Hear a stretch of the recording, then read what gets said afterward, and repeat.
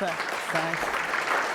Thank you so much, Oliver. I'd like to, it's an honor to be here today. I look back at my notes, and I was back here, I gave a talk here in 1994, okay, when I was an assistant professor. So it's kind of exciting to me to be back here again with my friends, Jody O'Sullivan and Don Schneider, who I've known for many years, and many others. I also feel the ghost of Mike Miller in the room and a few other people. Okay, so I feel a little guilty. I've used the word AI here to make sure the room was full. And I'm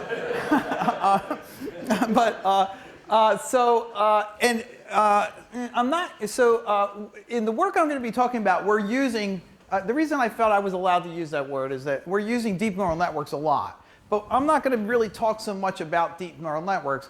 I'm going to talk about the design, optimization, architecture of deep neural networks. Obviously, there's an enormous amount of work going in that area. I'm going to talk more about how those methods fit into a larger picture, how we can use them to solve problems. So sort of a meta level, a level above it. So, and I should tell you that I warn you in advance that I'm going to have a lot of questions, maybe more than I should, but I'll hope to go across them so I get the gist of the ideas. And the work I'm doing here has been done jointly with quite a few people, but I want to sort of particularly highlight my collaborations with Greg Buzzard, who is really co-author for I work collaboratively on a lot of things I'm going to talk about, and Stanley Chen. And then Casey Polizari, the stuff that on the work I'm going to describe in imaging through turbulence or coherent imaging, and Mark Spencer at AFRL. Casey teaches at the Air Force Academy. So he was a student of mine. So, okay, so there's been this tsunami of change in computational imaging, in signal processing, in information processing generally, because of the introduction of AI, but specifically deep learning. I mean, people will say things like, and I agree that deep learning isn't all of machine learning and data science, but it's been a huge change, a step discontinuity in the ability to solve problems, okay? And it's sort of taken the entire field by storm. I think there was a key paper in 2012. I think initially people thought that key work was going to mostly impact things like traditional vision problems like object recognition. But as people started applying the methods of deep learning to different problems, they realized that there was sort of a never-ending list of problems you could solve better with this than with traditional methods, okay? And initially the question was, well, what can you do with deep learning? And then the question transitioned into, what can't you do with deep learning? And at one point there was a bit of a panic, at least for me, because I'm like, well, is it going to make everything I do obsolete?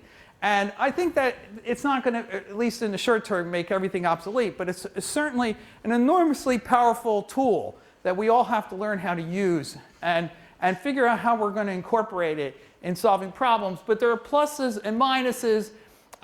So I guess the key thing that's really amazing about deep learning methods is that it gives you a mechanism to parameterize very complex phenomena, okay?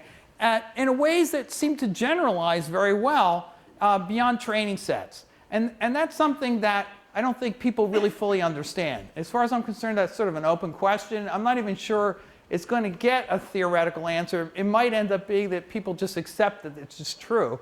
But it sort of changed the game for signal processing problems because it allows you to model the distribution of data that's very complex in a very powerful way, okay? And I'll talk about that a lot more. But there are disadvantages to it. It's not flexible. So you train a deep neural network for some particular problem. It may solve that problem amazingly well.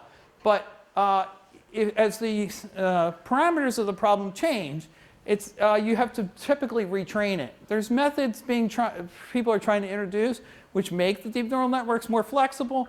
But at least the baseline implementations tend not to be flexible. So whereas traditional kind of physics models, you have parameters in the physics models which naturally parameterize the variations in the kinds of things that occur and are much more flexible. So they're inflexible, and they don't explicitly incorporate physics. So, we have a lot of very highly developed physical models, particularly for certain kinds of realms in which we know the physics can be expressed very succinctly and accurately. A good example, like I'll be talking about later, is optics. And so in those cases, deep neural networks may not be particularly well suited. Now, the other thing about deep neural networks, which is really important, is that I like this kind of concept that I think of deep neural networks as an FFT for everything. So an FFT makes a Fourier transform fast. But with a deep neural network, you can take some existing well-established model, train it, a deep neural network to represent it, and get a very fast implementation of something that may be very computationally expensive to implement directly. So those are some of the pluses and minuses. So this is just kind of, I think the key theme of what I'm really going to be talking about today is how do we fuse AI and physics models together. So I sort of make a distinction. People for many years talked about data fusion, but I've been thinking a lot about what I call model fusion. So it's really distinct to integrate models as opposed to just integrate data, right? And the bottom line is that the physics, I'm not ready to throw it away yet, okay? It's accurate, it's flexible, and sometimes it's fast, but it's often slow, okay? But the AI ML methods, they can be used to model real data empirically. So you just have examples of images, and you fit the data. There's no physics model that really explains why images look exactly the way they do. But deep neural networks can learn that behavior and generalize from it. And in fact, you can even model complex physics, like I said, using surrogate models. And the thing about AI is it's usually fast for a variety of reasons. One is that because it's sort of a standard module of computation now, it's almost like CPUs. That CPUs are complex, but because all the manufacturers have standardized on them, they optimize the hardware, the cost is optimized, large scale allows you to produce CPUs inexpensively in volume. And the same thing is happening with deep neural networks, right? That all the manufacturers are designing hardware that implements that very fast and efficiently. Okay. So how do we get the best of both worlds? That's really the thing I'm going to be talking about. I'm going to talk about, a lot of my talk really revolves around some work we've been doing in the last 10 years and that we call plug and play, okay? So this is, I should put an asterisk and say this is my biased view of the world, okay? There are other views of the world, but so this kind of grew out of some different things. Going back a long way, Don Schneider had done this work in sieves that was used to do this problem of doing inverse problems for complex physical phenomena has been studied for a long time, and he had done this work called sieves, and that was sort of inspirational for this. This idea of how do you put together sort of different models, some of it are physics driven and some were not. Then the other inspiration was that Mario Figueiredo had done work where he had shown that you could get very high performance denoising algorithms for images, okay, that way outperformed inverse problem methods. I'll talk about this later. So it was pretty clear to me that we had sort of two branches of research in the community, denoising and solving inverse problems like tomography, and that in the denoising, they were using empirical methods, but they could get much better results than we could get. But they couldn't do the difficult problems associated with solving inverse problems for physical problems. So was there some way that these things could be glued together, okay? And the idea visually is like this, that images live on manifolds in high dimensional space. So if you have an image with 1 million pixels in it, it lives in a 1 million dimensional space. But if you just created an image from white noise, the chances of it looking like the scene of the people in this room would be infinitesimally small. because images really live on a very thin manifold in this high-dimensional space. And one way of seeing that is if you remove just one pixel from an image with 1,000,000 pixels in it, you can replace that one pixel with very high certainty by looking at its neighborhood, right? And interpolating in some reasonable way. And what that tells you, if this is a 2-pixel image, if you know all the other pixels and there's just one pixel missing, there's only a very small amount of uncertainty for that one missing pixel. So images live in this manifold, but this manifold is nonlinear, right? So characterizing this manifold is very hard. That's the thing you want to do with AI, machine learning, deep neural networks, whatever you want to call it. On the other hand, if you have a sensor and you make 100,000 measurements for 1,000,000 pixels, so that means you have 900,000 unknowns, an uncertainty dimension of 900,000. If it's a linear sensor, then you live on a manifold. You know there's a solution somewhere on this manifold, but there's an infinite amount of uncertainty about where in the manifold. So you really want to put these two things together, and you want to find something which balances both views, right? So what this thing, plug and play, that is about, and I'm sort of not going to actually describe plug and play. I'm going to give you an overview, and then I'm going to give a different perspective, is trying to find this point that balances it in an iterative way. And there were previously, there have been methods called projections on convex sets. Some of you may be familiar with it.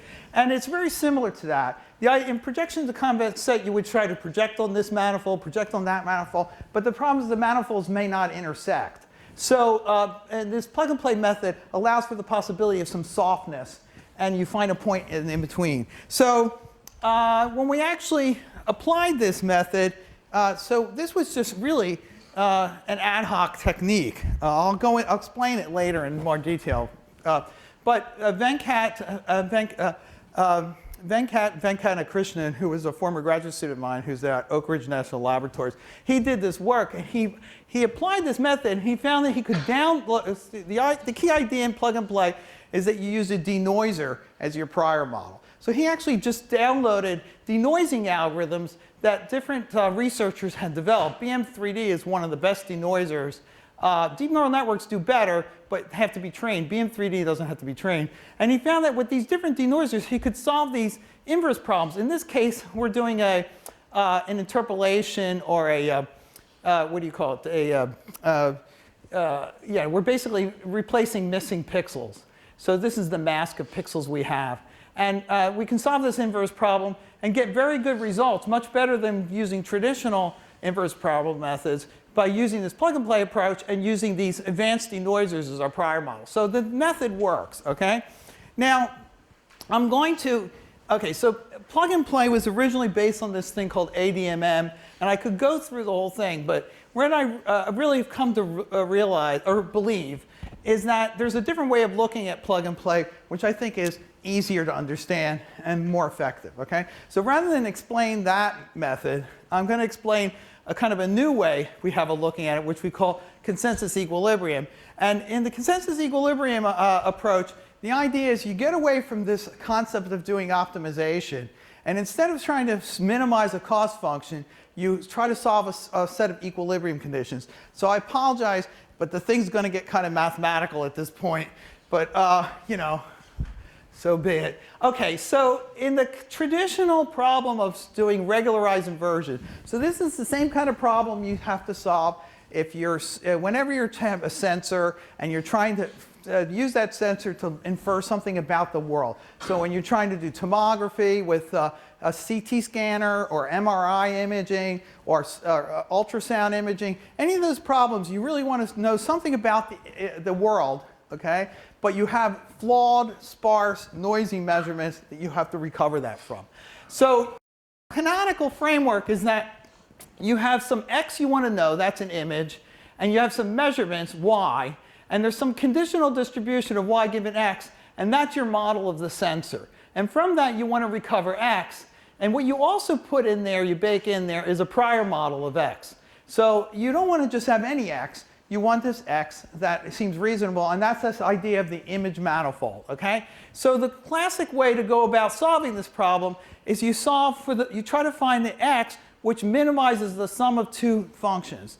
The one function here, f, which you're going to see again, is the log likelihood of the forward model. So that's says how well you match the data. So you want to match the data by minimizing f. But you also want the thing to be smooth, so you minimize h, which is some regularization function. This might be total variation regularization or whatever you want to use, okay? But the key is that you want to minimize the sum of these two functions. One matches the data and one regularizes the image, okay? So, okay, so, and I've kind of described this already. So the map estimate then lives in the, between these two manifolds. This is the prior manifold on the data, and this is the sensor manifold, okay? Now, now we get into some mathematical ideas.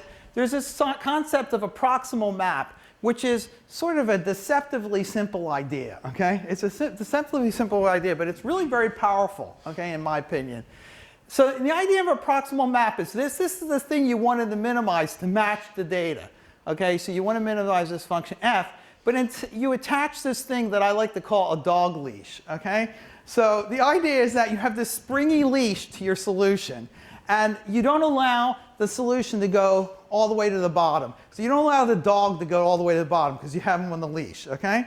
Now, so you start with some x, and it moves closer to the manifold that defines the measurement data, but it doesn't make it all the way to there, okay? Now, if you keep and that's this proximal map. If you keep reapplying the proximal map, the intuition is it's like you have the dog leash. The dog goes to a certain point, and then you glue the dog down to the floor, okay? And then you walk over to where the dog is, and then you unglue the dog, and you let the dog go down again, okay? And if you keep repeating that, eventually the dog would get to the bottom of the manifold, okay? So the idea of a proximal map is that, that it moves you closer to the constraint. So you can think of this proximal map as like a person, actually, that's trying to achieve some result that is desirable, okay? Now, you can have the same proximal map for the h function. The h is the regularization. In this context, this h function, this proximal map, now has the interpretation of looking like a denoiser. And the reason that you can see that is h here is like a prior function. This term here looks like a forward model for additive white Gaussian noise, if you're familiar with that sort of thing. So in this case, the proximal map moves you closer to the manifold for the image, okay? And it has the interpretation of being denoising. So the concept we had, actually the whole innovation of plug and play, was just to replace this. It was just using my inner engineer and ignoring the theory and not worrying about it too much and saying, oh, what the heck, we'll just replace this h. Instead of using a proximal map, we'll just use a denoiser we train in any possible way. And that's where we take deep neural networks. We just take deep neural networks and we train them to denoise images, and that becomes our proximal map for the image. So I just want to go over this idea because it's such an important idea. This idea of what a proximal map really is. So a proximal map is sort of a deceptively simple idea because the idea is that you take an image or any object, and you make it better in some way. So the intuition I like to use is that, let's say that you have a company. You have a company that has it might have two vice presidents. The two vice presidents have different goals. One is the chief operations officer. The other one is the chief financial officer. The chief financial officer wants to save money. The operations officer wants to make the product better, okay? So they have competing goals. Both of them want to make changes that help their goal, okay? But you want to balance those two goals. So the idea is that you can think of these proximal maps as like agents or people that actually operate on the image to improve it in the way that they think is important. And then the question is, can you find a balance between those two things? So here is the kind of the result. It's actually very easy to prove, but I won't prove it because hopefully you'll just trust me on this. Okay, but if you solve this set of equations, now remember f and h are the two proximal maps, so that you can think of them as two agents. This proximal map is enforcing the constraint that the result should match the data. This one's the prior, and as a practical matter, h is just a denoiser, okay? So if you solve these two equations, it turns out that the solution has to be the solution of this minimization. It's really easy to show, actually. You just kind of differentiate these things and it pops out, okay?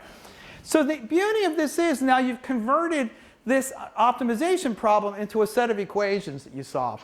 We call these the consensus equilibrium equations. And the intuition is that these two proximal maps have reached a balance. The idea is this value u here can be thought of as the noise. X is the solution to your problem. So u is the noise. When you apply the denoiser to x plus noise, you remove the noise and you just get x back. This intuition is a little bit maybe less clear, but here you subtract u, and the idea is it balances it, okay? Now, so it kind of looks like this, okay? Oh, yeah, okay, that's just, okay. So it kind of looks, so these are the equations you want to solve, and it's now a force balance equation. So, you know, when systems reach minimum energy, at least a local minimum energy, there's a force balance that occurs. So that's sort of what happens here. You put in x plus u into the denoiser, and you put x minus u into the forward model, the proximal map, and both of them produce the same output. So it's like a force balance, okay? Now, that's fine when these are truly proximal maps. But now the idea is that you can replace H with a deep neural network or some other kind of nonlinear operator, as long as it's continuous, and you can try to you can solve the same equations. So this becomes a generalization of the map estimation to solving a set of equations then that give you a good answer to your problem, right? So now the other thing that's kind of interesting about this formulation is now you can start generalizing it to having more than just two agents. So you can have like n agents here. Each one of these is enforcing some constraint. You know, in real physical problems, in real practical problems, and I'll give some examples, you know, it's often the case that you know different kinds of things should be true, okay? And enforcing each one of those different things can be valuable in getting a good solution to your problem. So the idea is that you don't constrain yourself. You just say, okay, I'll list out all the things that I would like my solution to have. And each one of them is represented by an agent.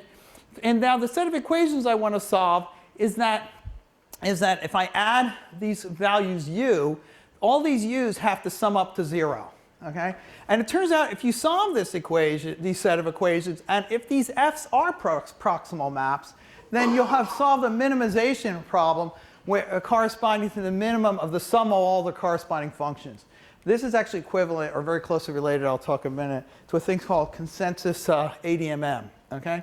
And then I can just rewrite this equation. Instead of having to write this x plus u1, x plus u2, x plus un, I write it as w's. So each of those is a w.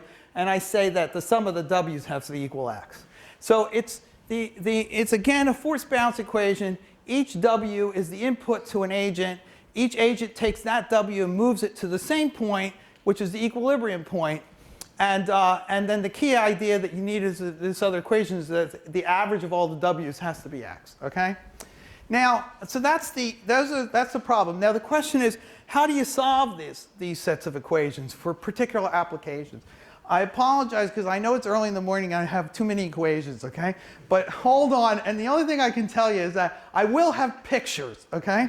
Okay, I will have pictures, okay? I promise you. Yeah, you know, I have a thing up on in my office, okay? Unfortunately, my students are subjected to my opinions. And one of my things says, deep learning causes shallow thinking, okay? Okay, so it's good for you to look at equations. Even though I'm a big believer, it works great, it's amazing, but you have to resist that temptation to stop thinking about equations because I think they're valuable too, okay? So now here's the interesting thing. Okay, so we have, okay, so let's go back to these equations. Each of these is an agent, it's applied to its input, and they all produce the same output, and then all these inputs have to sum to this output x, okay, fine. So we can write these equations in a more abstract way, which makes them sort of easier to understand, in my opinion, okay? What we can do is take all these f's and stack them up into one big operator, and we can make all the w's and stack them up into one big w operator, vector.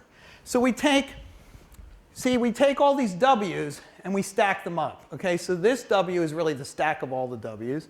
And now that all these F's is one big F. And now, okay, and then we have to have on the other side that all the W's add up to a single W, which is W bar. Okay, so all the W's add up to a W bar. So that we can represent with an operator G. I'll talk about this again in a minute. It's really such a simple operator, but it's a really interesting one, okay? Okay, so G just computes the average of the W's. So then we get this equation. I mean, you can't have a much simpler equation than that. F of W equals G of W. That's the set of equations that we have to solve, okay? The only problem is what is F and what is G, okay? Okay, now, okay, so that's the equation. I just want to look at it a little more. Okay, F and G, okay? And the W is the stack of all the W's, okay? Now, so here's the thing. Now it gets kind of interesting. So F looks like this. What it really means is we take each W, we pass it through its corresponding agent, and we get the new W out, okay? That's fine, okay? You got that. So the F here just applies all the individual agents. Now the G is really interesting, okay? The G takes all the W's, it sends them to a single, conceptually central node where they're all averaged together, and then it redistributes them. So on a cluster computer, and we've actually implemented this, on a cluster computer, this is what they call a reduce. Are there any high-performance computing people in the room? Because I might have this wrong. It's a reduction followed by a broadcast, you know? It's a reduction. So G is so simple. It just takes all these W's, averages them all together, and rebroadcasts them all out to the nodes, right? Keep that thought in mind because it's really, G is deceptively simple. It's a really interesting, it's one of my favorite functions, okay? Okay, here's what's really interesting about G. If you apply G twice, you get the same thing. If you average a bunch of things, and then you re-average a bunch of things, you'll get the same thing as if you just average them once, right? It's any different. So if you apply this averaging operator and then you apply it again, you'll get the same thing as if you just applied it once, right? So consequently, G squared is G, right? It's as simple as pi. But that has an interesting implication algebraically. If you take 2G minus I and multiply by 2G minus I, you get 4G squared minus 4G plus I, right? If you've taken high school algebra, you know this, right? So, but G squared is G, so that's I. So what that means is that 2G minus I inverse is 2G minus I, okay? That turns out to be, and this is only a property of the fact that if you apply G twice, you get the same result. So you can actually pretty quickly see that there's probably other operators you could easily come up with which have this property that if you apply them twice, you get the same thing, right? It's easy. You could, like a weighted average, same thing, okay? So here, now, okay, this is the worst slide, okay? Okay, so here's the thing. So we want to solve this equation. This is the equation we want to solve. F of W equals G of W, right? So now what we do is clearly, if F of W equals G of W, clearly 2F minus I of W is 2G minus I of W, right? That's easy. I multiply by 2, and then I subtract I. Same, you know, that's easy enough. But now, 2G minus I, we know it's inverse. Okay? So we can multiply the inverse on both sides, and we get that, oh, well, okay, we get 2G minus I inverse, so we know it's inverse. So you get this. It's really beautiful. You get 2G minus I times 2F minus I of W equals W. So what this tells you is that this operator here, 2G minus I times 2F minus I, this operator, the solution we're looking for is the fixed point to this operator. The reason that's important is because there's a lot of algorithms in the math literature for solving for fixed points of operators, okay? So now you just find your favorite fixed point solver problem, okay? And yeah, so that's what we're going to do, okay? One of the more popular ways is so-called Douglas-Ratchford algorithm.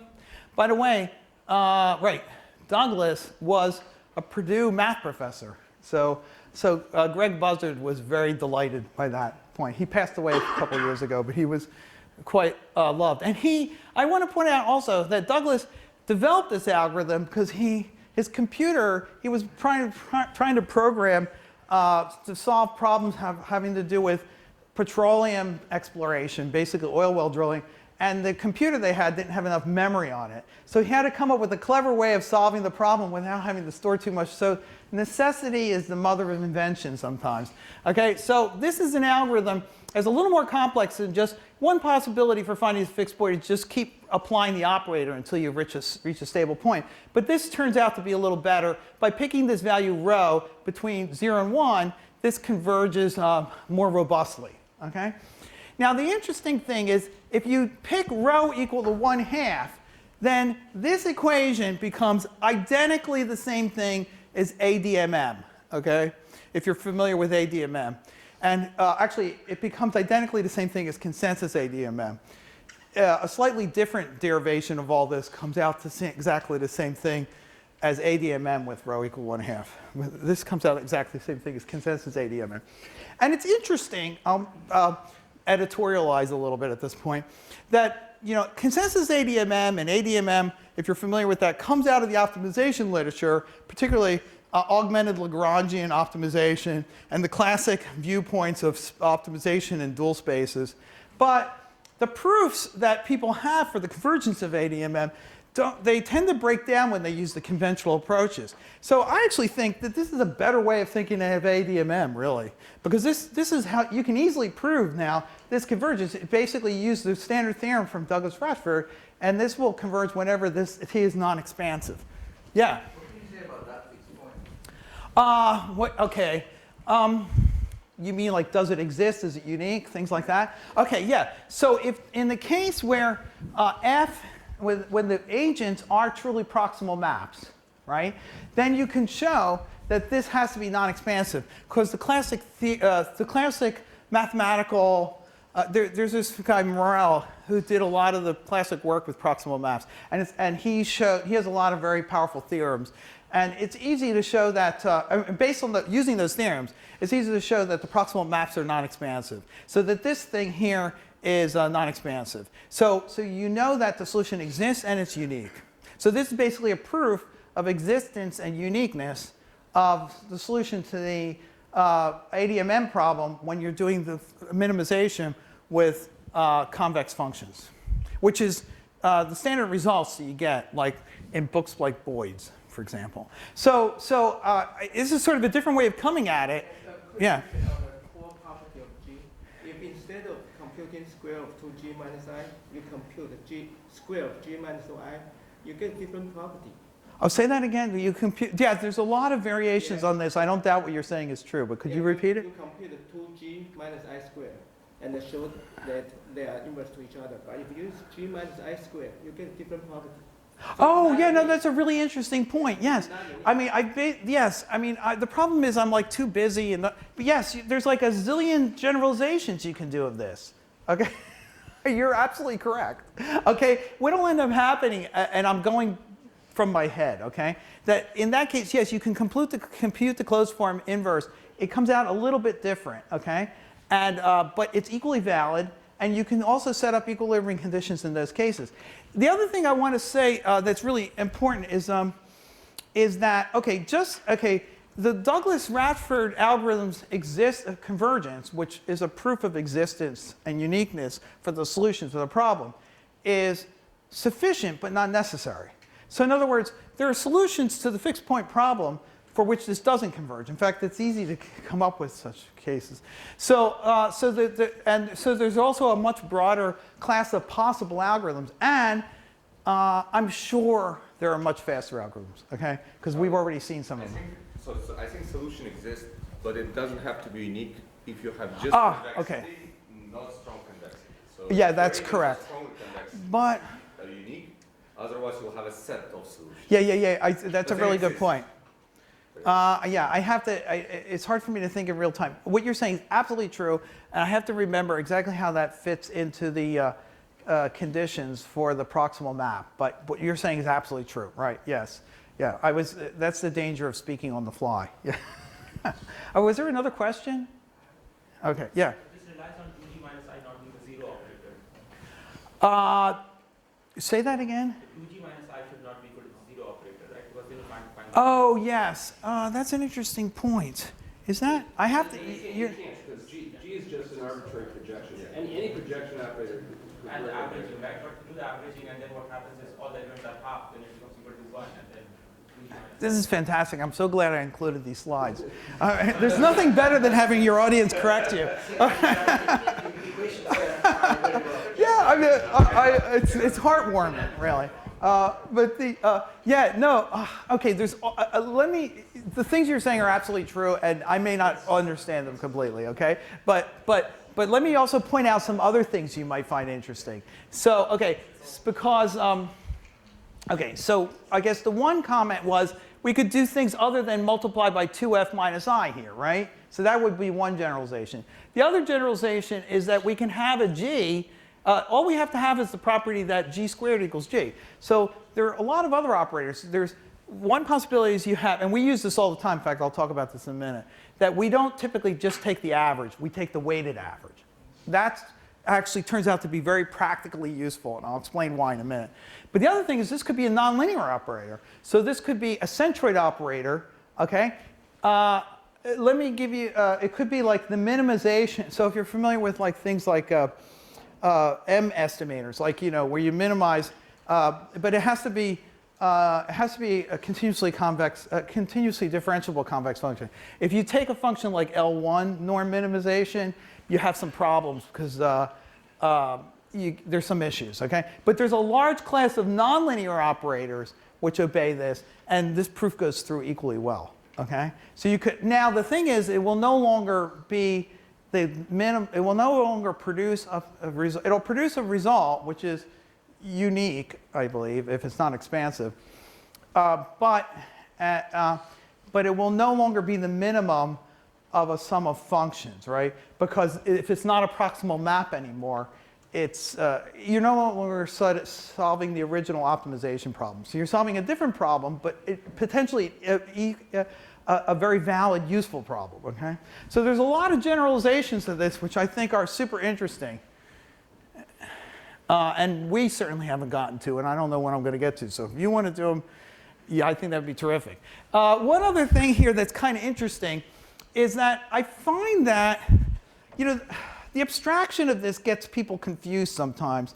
Like they look at this, but it's a little bit overwhelming because this t is a little complicated. You have to put in this equation and everything. Okay, but so a better way of looking at it from an algorithmic point of view is this is the actual iteration you do, okay? So you start with some w, you apply f, and then that gives you an x, and then you compute 2x minus w, and you apply g, and then you take the difference between this z and x, and you update w. So this looks more like the ADMM update, if you're familiar with that. So when this converges, w reaches sort of a fixed point, right? So this is my preferred way of implementing it. When we do plug and play, we do plug and play anymore. We always do it this way, okay? One other thing, I forgot to make a slide for this, and I was on the top of my mind, but I forgot. The G here, so we use a weighted average, and you can use the weights to control the relative influence of the agents. So let's go back here, okay? So you can, rather than just use an unweighted average here, you can use a weighted average, and then that gives more influence to some agents. That can be shown to produce exactly the equivalent solution when these are proximal maps of a minimization of the weighted sum. So it's effectively a way of controlling regularization. If you downweight the agent associated with the denoising, which would be the prior model, you can control regularization. That's an important feature, in my opinion, because if you have deep neural networks are a pain to have to retrain. So you retrain it once, and you just control these weights in order to control the regularization of the, if you're using it, for example, reconstruction. Okay, I hope that wasn't too obscure for people. Okay, now, okay, I promised you I'd show you images. I don't know if there's any other questions or comments or suggestions for improvements. Okay, so we applied this to cone beam CT, okay? Actually, we were doing, this is not medical, this is more non-destructive evaluation. So this is really an industrial inspection. A typical scenario is you have these scanners, cone beam scanners, an object in here, you rotate it around, you have a flat panel detector and an X-ray source. And one of the things they want to be able to do is they want to be able to do the scan as rapidly as possible because the scanners are expensive and you want to have as much throughput as possible in the manufacturing environment. So if you have to take 1,000 views, so if you're doing reconstruction and you're trying to reconstruct something which is like 1,000 voxels by 1,000 voxels by 1,000 voxels, Nyquist says you have to take 1,000 views. But taking 1,000 views takes a long time. So that really reduces throughput into the manufacturing environment. So they'd like to be able to do it with, instead of 1,000 views, maybe 100 views, right? That's a factor of 10 speed up. But the problem is then conventional reconstruction algorithms like filter back projection break down because Nyquist is so badly violated. So then we use this iterative reconstruction, but in particular we use plug and play. Now here we're not using deep neural network, but we're using BM4D. If you train the deep neural network, I think it would probably even work a little better. But this is just some results we had. These are additively manufactured parts. I think this is cobalt chrome that was manufactured in an additively manufactured way. And here we have 2,000 views. Here we have 200. So this is 1/8 the number of views. Okay, so these are both filter back projection. Of course, here now the quality of the reconstruction becomes too low to be useful. But over here we have MBIR, conventional iterative reconstruction using a sort of a conventional prior model. And here we have plug and play. Okay, so here, and this isn't just a prettier picture. In this research, we did extensive measurements of the metrology. In fact, it wasn't even just us. We had a third party do it. And they were able to verify that the quality of this reconstruction was as good or better, mostly better than that with 1/8 the number of views. So there's a payoff for this kind of technology. Okay, here now is is an interesting problem. So we're very interested in this problem of 4D reconstruction. So space and time. This is where Somandu was my graduate student of mine, Thilo Balke, who's going to be actually at Oak Ridge, Los Alamos National Labs. Craig Kemp is from Eli Lilly. I mentioned Greg. So, okay, so we had worked on this problem maybe, I don't know, 6, 7 years ago, 5 years ago. It's hard for me to keep track. But this problem is that we were reconstructing, this is from data we collected at Argonne National Lab. We wanted to reconstruct a dendrite that was growing into solidification of aluminum. And here it is growing. So dendrite looks like a Christmas tree. That is what it looks like the things on your windshield when you on a cold St. Louis morning. Okay, so okay, that these are called dendrites, and these form naturally through the physics of crystallization as you solidify. Okay, but no one had ever observed these in time and space. They would see like a 2D projection in time, or they would see a 3D freeze frame. Okay, but they never were able to see the 3D in time. And the problem is that if you, in order to take 2,000 views, it was so slow that the physical process evolved faster than that. So basically, the frame rate wasn't high enough. Okay, so and it's because you were reducing the frame rate of the camera by a factor of 2,000, because that's how many views you needed for each time step. So our strategy was that we used a thing called time interlaced MBIR or timber, and the idea is that we collected a sparse view sets. Okay, but interlace them. I won't go into the details on that, but we were able to do this reconstruction. That's terrific, but of course we're never satisfied. We want to do better. So now this is using a very simple 4D prior model, but now we want to use plug and play. Can we do better with advanced 4D? I call these advanced 4D priors. Okay, so the approach was we wanted to use CNN. So we're finally getting the deep neural networks here, a convolutional neural network, to build an advanced 4D prior model. So how do you build the 4D CNN? And how do you train it? Okay, so here's how we did it. You know, I work a lot with industry, and I found that in real life, people don't ever really do 4D or 3D processing. They really take 3D objects and they they process them along 2D slices, okay? Because it's just too hard to really process it. One of the things that happens in a computer in cache is if you have a 4D object and it's 1,000 by 1,000 by 1,000 by whatever, that the pixel right next to you in time is really,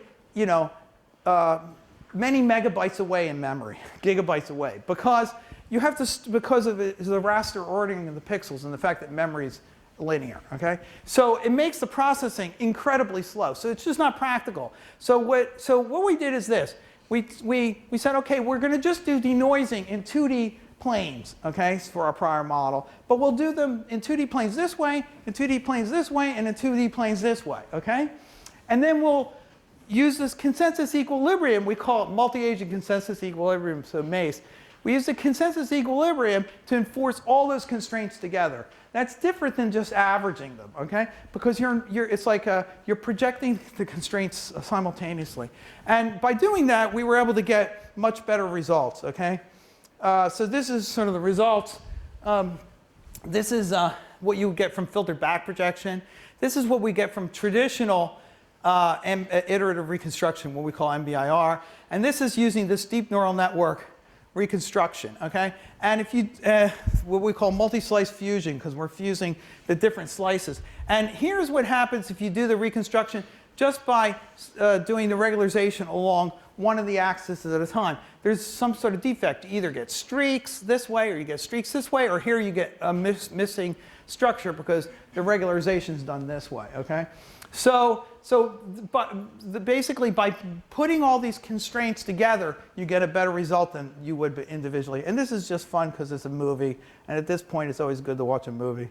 So over here, we have the spring compressing. So we were able to recover the 4D reconstruction of the object in time. OK.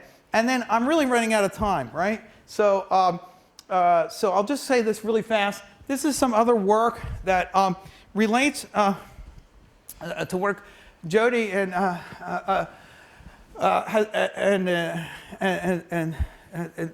yes, my brain is all locked up. Okay, that Jody's done in the past. Okay, and it's this problem of coherent demodulation of light. Okay, so there's not time to get into this, but you can beat if you have a laser source, you can illuminate a target at a distance.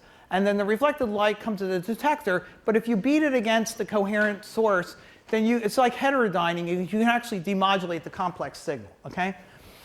So what happens, the problem that the Air Force is interested in is if you have atmospheric turbulence, it causes this image to be distorted. That's the classic solution to this is adaptive optics. But they want to be able to do this digitally. So how do you do that? So there's a lot of interesting things here from my point of view. But one of the key issues is that, so classically people try to recover G, which is the complex reflectance of the material. But everybody in optics knows that if you look at G squared, the actual magnitude of G squared, which is a thing you can actually see since it's a scalar quantity, that it's going to have speckle in it. And you don't really care about all the speckle. That's just noise. You want to get rid of it. You certainly don't want to reconstruct it. So you're using a lot of degrees of freedom in your measurement to reconstruct noise. So you get rid of that. You want to really reconstruct R. The hard part is that how do you do that? And one of the clever things that I think we came up with is that, or Casey Polzari came up with, is that we use the EM algorithm to do this.